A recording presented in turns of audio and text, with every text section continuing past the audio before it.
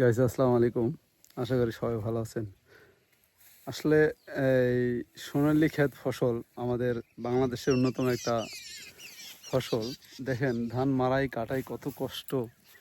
এই যে আমার এক বড় ভাই, এই ভাইটা এই ধানের এই আমরা ভার বলি, এই ভারটা নিয়ে চলে যাবে সেই প্রায় 2-3 কিলোমিটার দূরে।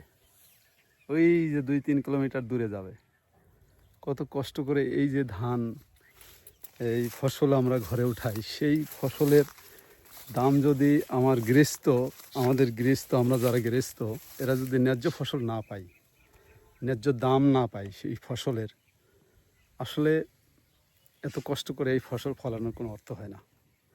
মাথার ঘাম পায়ে ফেলে এই এই ক্ষেত ঘরে তোলা অনেক কিছু, অনেক অনেক কষ্টের। আশা করি সবার ভিডিওটা ভালো লাগবে। কষ্টের মূল্য আপনারা তখনই দিবেন যখন আমার এই ভিডিওটা আপনার কাছে প্রায়োরিটি পাবে। সবাইকে অসংখ্য ধন্যবাদ। আসসালামু আলাইকুম।